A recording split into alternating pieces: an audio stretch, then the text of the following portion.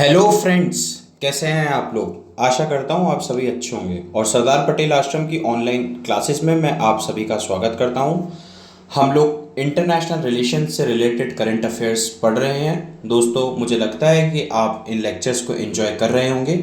आज मैं आपसे एक रिक्वेस्ट भी करना चाहता हूं कि अगर आपको ये लेक्चर्स पसंद आ रहे हैं तो प्लीज़ चैनल को सब्सक्राइब ज़रूर कीजिएगा। दोस्तों, ये हमारी इंस्टीट्यूट सरदार पटेल आश्रम के बारे में थोड़ी जानकारी है, आप इसको अच्छे से पढ़ सकते हैं। तो आज हम इंटरनेशनल रिलेशन से रिलेटेड पहली न्यूज़ को देखते हैं। ब्राज़ील और इंडिया के मध्य 15 समझौतों पर यानी 15 एग्रीमेंट्स पर हस्ताक्षर हुए हैं। ये आप देख सकते हैं, ये ब्राज़ील के जो है राष्ट्रपति जायर बोल्सोनारो हैं और हमारे प्रधानमंत्री नरेंद्र मोदी जी हैं। देखिए दोस्तों, ब्राज़ील और भारत के मध्य जो है 15 एग्रीमेंट्स पे अभी हस्ताक्षर हुए हैं। ब्राज़ील के राष्ट्रपति जो हैं जायर बोल्सोनारो अपने 4 दिवसीय यात्रा पर 24 जनवरी 2020 को भारत आए थे। दोस्तों, ये जो है भारत के 71वें गणतंत्र दिवस यानी 71st रिपब्लिक डे पर मुख्य अतिथि के तौर पर शामिल हुए थे। और दोस्तों, मैं आपकी जानकारी के लिए बता दूं कि किसी यात्रा के दौरान भारत के प्रधानमंत्री नरेंद्र मोदी, इसी यात्रा के दौरान भारत के नरेंद्र मोदी जो प्रधानमंत्री हैं, उनके साथ जो है इनकी प्रतिनिधि मंडलीय स्तरीय स्तर पर जो है वार्ता हुई है 25 जनवरी को। और उसमें भी इन लोगों ने कई मुद्दों पर जो है एक दूसरे को आश्वस्त किया है। दोस्तों, दोनों देशों ने क्या टारगेट रखा है, यानी द्विपक्षीय व्यापार यानी बायलैटरल ट्रेड की अगर बात करें कि हमारे बीच में एक्सपोर्ट इंपोर्ट दोनों देशों के बीच में कितना होना चाहिए, तो दोनों देशों ने जो है दोस्तों $15 बिलियन का जो है द्विपक्षीय व्यापार की जो है टारगेट रखा है। और दोस्तों, मैं आपको बता दूं कि ब्राज़ील और हमारे बीच जो है शुगर केन यानी गन्ने को लेकर एक मुद्दा है विवाद का। दोस्तों, हुआ क्या था कि ब्राज़ील ने हमारी वर्ल्ड ट्रेड ऑर्गेनाइजेशन को यानी विश्व व्यापार संघ को हमारी कंप्लेन करी थी इंडिया की कि इंडिया जो है अपने किसानों को इकोनॉमिक सब्सिडी देता है, जिससे कि उनके गन्ने की जो कीमत है वो अंतर्राष्ट्रीय बाजार में कम आती है किसानों को, और उनको जो है एक्सपोर्ट जो है गन्ने का उनका बढ़ता है, जबकि ब्राज़ील ऐसा नहीं करता। और इससे अंतर्राष्ट्रीय व्यापार में जो है समान रूप से जो है व्यापार की अपॉर्चुनिटी सबको नहीं मिल पाती। लेकिन दोस्तों, इस मुलाकात में यह भी निश्चय लिया गया है कि ये बात जो है दोनों देश आपस में मिलके सुलझाएंगे और इसके लिए उनको WTO की कोई अब ज़रूरत नहीं है। अगला देखते हैं दोस्तों, दोनों देशों ने वर्ष 2023 में अपने राजनयिक संबंधों की प्लेटिनियम जुबली मनाएंगे। यानी 2023 में ब्राज़ील और भारत के बीच में जो पॉलिटिकल रिलेशंस हैं उनको 75 ईयर्स हो जाएंगे। दोस्तों, अगली न्यूज़ बड़ी इंपॉर्टेंट है, कॉन्स्टिट्यूशनल अमेंडमेंट यानी संविधान संशोधन। अगर हम देखें कि किस देश ने अभी हाल ही में अपने संविधान को पूरी तरीके से बदलने का निर्णय लिया है, तो दोस्तों मैं बता दूं, रशिया ने यह निर्णय लिया है। ये देख सकते हैं आप, रशिया के राष्ट्रपति व्लादिमीर पुतिन को। दोस्तों, रूस के राष्ट्रपति व्लादिमीर पुतिन ने देश के संविधान में व्यापक संशोधन लाने के लिए एक प्रस्ताव रखा है 15 जनवरी 2020 को। और राष्ट्रपति पुतिन द्वारा संविधान संशोधन के जो प्रस्ताव रखे गए हैं उन पर देश भर में वोटिंग कराई जाएगी। यदि रूस में संविधान संशोधन लागू होता है तो न सिर्फ संविधान के सभी अनुच्छेद यानी जो उनके पैराग्राफ आर्टिकल्स हैं वो बदल दिए जाएंगे, बल्कि सत्ता संतुलन व शक्ति में भी परिवर्तन आएगा। इसके द्वारा कार्यकारी शक्तियां, जैसे कि आप एग्जीक्यूटिव पावर कह लीजिए, विधानमंडल जिसके आप लेजिस्लेटिव पावर कह लीजिए, जो आपकी जुडिशल पावर, ये सारी चीज़ें जो हैं रूस में बदल जाएंगी अगर एक बार ये कॉन्स्टिट्यूशनल अमेंडमेंट जो है पारित हो गया।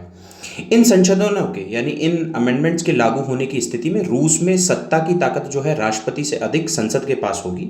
इन संशोधनों का जो प्रस्ताव रखा गया है उससे पुतिन जो है एक स्टेट काउंसिल को मजबूत करना चाहते हैं। विशेषज्ञों का मानना है कि राष्ट्रपति पुतिन ने देश के संविधान में संशोधन लाने वाले यह कदम स्वयं को वर्ष 2024 के बाद भी सत्ता के शीर्ष पर बनाए रखने के लिए उठाए हैं। ऐसा वह स्टेट काउंसिल के शीर्ष नेता बनकर करेंगे। अब दोस्तों, ऐसा उन्होंने क्यों किया? इसलिए कि पुतिन ऑलरेडी जो है 4 बार ये 4 टर्म्स जो है एज प्रेसिडेंट वो वहाँ रह चुके हैं। और दोस्तों, अब जो है अगर हम रशिया के रूस के कॉन्स्टिट्यूशन को देखें तो वहाँ पर किसी भी राष्ट्रपति को 4 कार्यकाल से अधिक पूरा करने का वो अवसर नहीं मिलता। तो दोस्तों, ऐसा उनके प्रावधान है। तो दोस्तों, 2024 में चौथा कार्यकाल व्लादिमीर पुतिन का समाप्त हो रहा है, इसीलिए उन्होंने ये सोचा है कि अब वो आगे अपने हाथ में काफ़ी ताकत रखने के लिए उन्होंने स्टेट काउंसिल को मजबूत कर दिया है और 2024 के बाद वो स्टेट काउंसिल में एक अच्छे पद पर होंगे।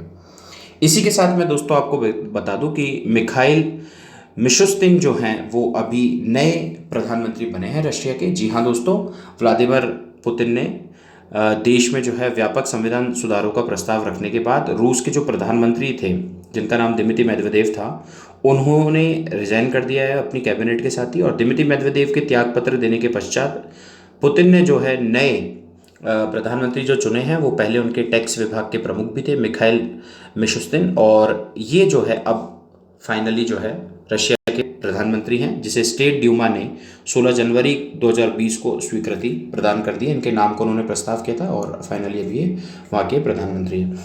व्लादिमीर पुतिन ने प्रधानमंत्री से त्यागपत्र देने वाले दिमित्री मेदवेदेव को रूस की राष्ट्रीय सुरक्षा का डिप्टी चेयरमैन बनाने का निर्णय लिया है।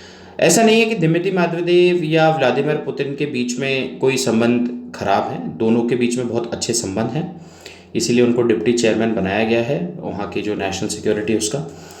दिमित्री मेदवेदेव, मैं आपकी जानकारी के लिए बता दूं कि वर्ष 2012 में रूस के प्रधानमंत्री का पदभार भी संभाल चुके हैं, तब से ही संभाल रहे थे, और 2008 से और 2012 के बीच में वो देश के राष्ट्रपति भी रहे थे। अगली न्यूज़ देखते हैं दोस्तों। भारत और बांग्लादेश के मध्य भी कुछ समझौते हुए हैं, जिसमें एक प्रमुख समझौता हम पढ़ेंगे। दोस्तों, बांग्लादेश के जो संस्थापक थे जिनका नाम था शेख मुजीबुर रहमान, तो उन पर फिल्म बनाने का निर्णय हुआ है और ये दोनों देशों ने मिलकर किया है। प्रख्यात फिल्म निर्माता श्याम बेनेगल के निर्देशन में बनाई जाने वाली ये फिल्म बांग्लादेश के संस्थापक शेख मुजीबुर रहमान की जन्मशती यानी जो उनकी 100th एनिवर्सरी होगी, बर्थ एनिवर्सरी पर रिलीज़ की जाएगी। इस फिल्म के निर्माण के लिए आवश्यक धनराशि भारत सरकार द्वारा आवंटित की जाएगी, तो जो भी इसका खर्च होगा वो भारत सरकार उठाएगी। दोस्तों, अगली न्यूज़ देखते हैं। अमेरिका की 18 वर्षीय गायिका यानी सिंगर, जिसने 62nd ग्रैमी पुरस्कार यानी ग्रैमी अवार्ड जो हुए थे उसमें 6 नॉमिनेशन में से 5 पुरस्कार अपने नाम दर्ज करा लिए, तो अच्छी सिंगर हैं ये। बिली एलिश इनका नाम है, तो ये आप ध्यान में ज़रूर रखिएगा, ये आप इनका चित्र देख सकते हैं। दोस्तों, अगला हम देखते हैं कि टेस्ट क्रिकेट में कौन सी टीम है जिसने 5 लाख रन पूरे करे हैं और एक रिकॉर्ड बनाया है। जी हाँ दोस्तों, इंग्लैंड ने 5 लाख रन जो है पूरे किए हैं। किस भारतीय महिला उद्यमी होता है दोस्तों एंटरप्रेन्योर, को ऑस्ट्रेलिया का सर्वोच्च नागरिक सम्मान यानी हाईएस्ट सिविलियन अवार्ड जो है मिला है। तो मैं आपको बता दूं, ये यहाँ की जो है मेडिकल इंडस्ट्री से जुड़ी हुई हैं और किरण मजूमदार शॉ बायोकॉन कंपनी में थी ये, तो ये एक बहुत ही उम्दा जो है उद्यमी है यहाँ की, तो इनको अभी जो है ऑस्ट्रेलिया ने अपना हाईएस्ट सिविलियन अवार्ड दिया है। दोस्तों, ये बहुत ही महत्वपूर्ण न्यूज़ है कि कासिम सुलेमानी, क्योंकि कासिम सुलेमानी जो है ये ईरान के जो है वहाँ पर बहुत बड़े मेजर थे, मतलब आप कह सकते हैं कि वहाँ पर जो जनरल होते हैं उनके बाद नेक्स्ट टू जनरल ही थे, तो आर्मी में काफ़ी ऊंचा इनका पद था। और दोस्तों, मैं आपको बता दूं कि वहाँ पर एक विंग है कुर्द्स के लिए जिसका नाम है इस्लामिक रिवॉल्यूशनरी गार्ड कॉर्प्स, तो उसके जो ऑपरेशन विंग कुर्द्स कमांडर थे ये। और दोस्तों, मेजर जनरल थे वहाँ पर, बहुत बड़ा पद होता है, लेकिन अमेरिका ने इनकी ड्रोन हमले में हत्या कर दी और इसके बाद आप देख सकते हैं कि वहाँ पर काफ़ी आक्रोश भी हुआ था अमेरिका को लेके। तो कासिम सुलेमानी आप याद रखिएगा कि ईरान से संबंधित व्यक्ति हैं, वहाँ के मेजर थे, मेजर जनरल। और दोस्तों, आगे हम देखते हैं। दोस्तों, ये सरदार पटेल आश्रम के बारे में थोड़ी सी जानकारी है, आप देख लीजिएगा। यहाँ पर फ्री ऑनलाइन क्लासेस होती हैं, ये सारे इसके लिए अवेलेबल। आप ज़्यादा जानकारी के लिए दोस्तों ये सरदार पटेल आश्रम का टेलीग्राम ग्रुप है, इसको ज्वाइन कर सकते हैं। होपफुली आपने आज का वीडियो एंजॉय किया होगा। अगर एंजॉय किया है तो प्लीज़ चैनल को सब्सक्राइब जरूर कीजिएगा। Thank you so much.